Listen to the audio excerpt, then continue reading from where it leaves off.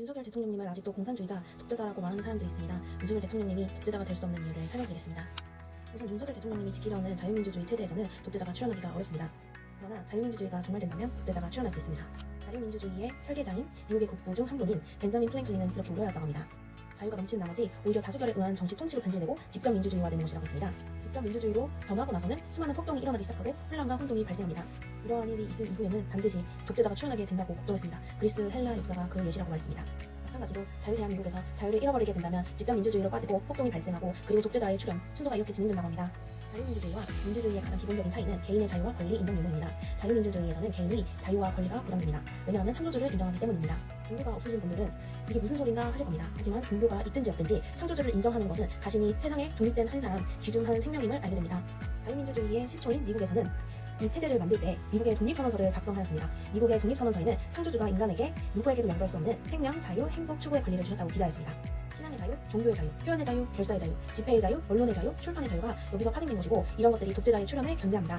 하지만 자유민주주의가 아닌 직접 민주주의에서는 개인의 자유라는 가치를 중요하게 생각하지 않습니다. 앞서 말했듯이 자유가 사라진 민주주의는 평등을 강요받고 평등에 중독되어서 결국 전체주의, 사회주의로 가게 되어 있습니다. 이 사회주의의 뿌리인 마르크스는 창조주의 존재를 인정하지 않았습니다. 창조주가 인간에게 주신 생명, 자유, 행복, 추구의 권리도 당연히 무시당합니다. 지금 우리가 누리는 신앙의 자유, 표현의 자유, 결사의 자유 등 이런 당연한 권리들도 없어집니다. 그리하여 민주주의는 결국 사회주의로 빠지고 독재자가 출현합니다. 대한민국은 1948년 국부 이승만 대통령님의 해안 덕분에 미국으로부터 자유민주주의를 도입하였고 이 자유민주주의가 우리나라의 바탕이 되었습니다. 그런데 노무현 정부 때 이 자유민주주의를 민주주의로 변경하였습니다. 이명박 대통령 때 다시 민주주의에서 자유민주주의로 변경하였습니다. 박근혜 정부 때 국정화를 추진하였고 자유민주주의를 유지하였습니다. 문재인 정부 때 검정, 집필 기준에서 자유민주주의를 민주주의로 변경하였습니다. 윤석열 정부 때 다시 민주주의를 자유민주주의로 재변경하였습니다.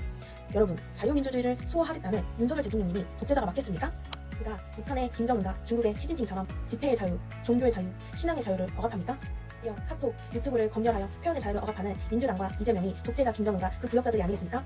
그리고 차별금지법 제정으로 기독교를 말살하고 신앙의 자유, 종교의 자유를 억압하려는 민주당과 급진 좌파들이 북한의 김씨 일가와 그 부역자들이 아니겠습니까? 신앙의 자유, 종교의 자유를 억압하고 결사의 자유, 언론의 자유도 없는 북한의 독재자 김정은과 국민들의 신앙의 자유, 종교의 자유, 표현의 자유, 결사의 자유, 집회의 자유, 출판의 자유를 지키고자 자기를 내던져 국민을 구하려는 윤석열 대통령님을 독재자 김정은과 같다고 볼 수 있겠습니까? 북한의 김정은과 윤석열 대통령님을 동일시하는 것은 무지몽매합니다. 이런 무지몽매한 자들이 벌이는 불의에 맞서지 않는다면 우리는 저질스러운 인간들에게 마침내 저희의 자유를 내주고 지배당할 것입니다.